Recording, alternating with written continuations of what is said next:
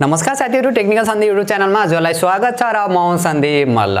So guys, भिभोले चाहिँ हाम्रो Vivo V21 सिरिजलाई चाहिँ मलेसियामा लन्च गरिसकेको छ र 29 अप्रिल देखि चाहिँ इन्डियन बजारमा पनि लन्च हुँदैछन्। एकदमै कमालका स्मार्टफोन रहेका छन्, क्यामेराका लागि एकदमै बवाल स्मार्टफोन रहेका छन् र आजको भिडियोमा चाहिँ Vivo V21 4G र Vivo V21 5G को बारेमा चाहिँ कुरा गर्दै छु। के फिचर स्पेसिफिकेसन रहेका छन् र हामीले नेपाली बजारमा कहिलेसम्म देख्न सकिनेछ र नेपाली बजारमा चाहिँ यिनीहरुको प्राइस के कतिसम्म देख्न सक्ने चाहिँ सम्भावना रहेको छ। सम्पूर्ण जानकारी दिनेछु र भिडियो अन्तिमसम्म हेरेर जानकारी लिनु होला र भिडियो मन परेपछि भिडियोलाई लाइक गरेर तलपट्टि देख्न सक्नुहुन्छ रातो बटन, त्यसलाई थिचेर च्यानल सब्स्क्राइब गर्नु होला र साथमा रहेको नोटिफिकेसन बेल आइकनलाई दबाएर अल नोटिफिकेसनलाई पनि अन गर्नु होला ताकि म जति पनि नयाँ भिडियो अपलोड गर्छु सबैभन्दा पहिला नोटिफिकेसन हजुरलाई मिल्नेछ।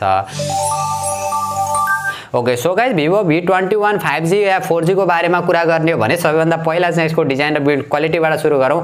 ओभरअल डिजाइन, डिस्प्ले र बिल्ड क्वालिटी चाहिँ Vivo V20 जस्तै नै सेम टु सेम रहेको छ। केही कुराको चाहिँ अपग्रेड चाहिँ हामीले देख्न मिलेको छ, जो 6.44 इन्चको फुल HD plus E4 AMOLED display देख्न सकिन्छ, जसमा 90 हर्ट्ज को रिफ्रेश रेट देख्न सकिन्छ र ओभरअल डिजाइन, डिस्प्ले र बिल्ड क्वालिटीको बारेमा कुरा गर्ने हो भने पछाडिपट्टि ग्लासको डिजाइन देख्न सकिन्छ, जो हेर्दा एकदमै प्रिमियर देख्न सकिन्छ। अपरेटिङ सिस्टमको कुरा गर्ने हो भने out of the box Android 11 देख्न सकिन्छ, जो फुन्टस OS 11.1 का साथ हल्का फुल्का ब्लुटुथ चाहिँ हामीले देख्न मिल्नेछ। कस्टमाइज पनि एकदमै राम्रोसँग गरेको छ, एन्ड्रोइड एक्सपिरियन्स चाहिँ राम्रै देख्न मिल्नेछ र प्रोसेसरको बारेमा कुरा गर्ने हो भने चाहिँ हामीले 4G मा र 5G मा चाहिँ अलग अलग प्रोसेसर देख्न मिलेको छ। 4G मा चाहिँ क्वालकमको स्न्यापड्रेगन 720G चिपसेट देख्न मिल्ने भनिएको छ। अब यो कन्फर्म चाहिँ भएको छैन, जो 5G मा चाहिँ कन्फर्म भइसकेको छ, तर 4G मा चाहिँ अलिकति डाउटहरु चलिरहेको छ। अब त्यो लन्च पछि नै थाहा होला।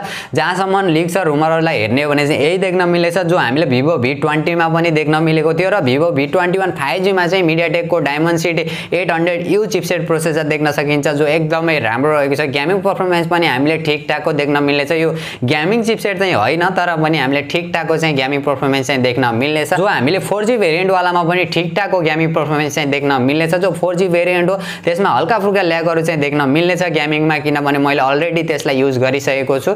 त्यो भएर चाहिँ जो MediaTekको Dimensity 800U मा चाहिँ राम्रो चाहिँ गेमिङ परफर्मेन्स चाहिँ हामीले देख्न मिल्नेछ। क्यामेराको कुरा गर्ने हो भने पछाडिपट्टि तीनवटा क्यामेरा देख्न सकिन्छ, जो मेन क्यामेरा 64 मेगापिक्सलको प्राइमरी सेन्सर र सेकेन्ड क्यामेरा 8 मेगापिक्सलको अल्ट्रा वाइड सेन्सर र थर्ड क्यामेरा चाहिँ 2 मेगापिक्सलको माइक्रो सेन्सर देख्न सकिन्छ र यसको जुन अगाडिपट्टिको सेल्फी क्यामेरा चाहिँ एकदमै बवाल देख्न सकिन्छ, जो 44 मेगापिक्सलको फ्रन्ट क्यामेरा देख्न सकिन्छ। ओभरअल क्यामेरा फिचर र क्वालिटीको बारेमा कुरा गर्ने हो भने एकदमै बवाल नै रहेको छ, जो अगाडि पछाडिबाट चाहिँ हामीले 4K भिडियो रेकर्ड गर्न सकिनेछ र OIS को सपोर्ट पनि देख्न सकिन्छ अगाडि पछाडिबाट। जो अगाडिपट्टिको सेल्फी क्यामेरामा चाहिँ ड्युअल LED फ्ल्यास पनि देख्न सकिन्छ, जो एकदमै इन्ट्रेस्टिङ कुरा पनि रहेको छ। स्पेशली यो चाहिँ क्यामेरा स्मार्टफोन रहेको छ, सेल्फी लभरहरुको लागि पनि एकदमै राम्रो रहेको छ। यदि हजुरहरु ब्लगिङ गर्नुहुन्छ, टिकटक भिडियो बनाउनुहुन्छ, युट्युब भिडियो बनाउनुहुन्छ भने चाहिँ हजुरहरुका लागि एकदमै राम्रो स्मार्टफोन रहेको छ। DSLR क्यामेरा भन्दा पनि राम्रो क्वालिटी चाहिँ हामीले यसमा देख्न सकिनेछ। अरु फिचरहरुको कुरा गर्ने हो भने इन डिस्प्ले फिंगरप्रिन्ट सेन्सर देख्न सकिन्छ, तर एउटा डिसअपोइन्ट भनेको यसमा 3.5mm को हेडफोन ज्याक चाहिँ देख्न मिल्दैन।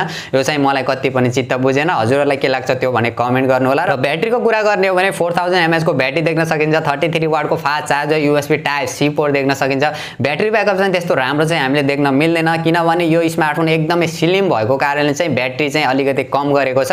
अलिकति यसलाई अपग्रेड गरेको भए चाहिँ एकदमै राम्रो हुन्थ्यो। र भेरिएन्टको बारेमा कुरा गर्ने हो भने अहिले बेस भेरिएन्टको बारेमा मात्र लिक भएको छ, जो 8GB प्लस 128GB बाट चाहिँ सुरु हुने भनिएको छ। जसको प्राइसिङको बारेमा कुरा गर्ने हो भने अहिले अफिसियली कन्फर्म प्राइस चाहिँ हाम्रो नेपाली बजारमा भन्न सकिदैन। एउटा एक्सपेक्टेड प्राइसको बारेमा कुरा गर्ने हो भने चाहिँ जो 8GB प्लस 128GB जो 4G भेरिएन्ट वाला चाहिँ हामीले 50,000 सम्म चाहिँ देख्ने सम्भावना चाहिँ रहेको छ भने जो 5G भेरिएन्ट वाला चाहिँ जो हामीले 55 देखि 60,000 को बीचमा चाहिँ देख्ने सम्भावना चाहिँ रहेको छ। यो एउटा एक्सपेक्टेड प्राइस मात्र रहेको छ। जुन दिन लन्च होला हाम्रो नेपाली बजारमा के कति प्राइसमा लन्च हुन्छ, कुन भेरिएन्ट वाला लन्च हुन्छ, त्यतिबेला नेक्स्ट भिडियोमा पनि हामी डिस्कस गरौँला। र Vivo V21 को ओभरअल डिजाइन फिचर स्पेसिफिकेसनलाई हेर्ने हो भने एकदमै बवाल स्मार्टफोन रहेको छ।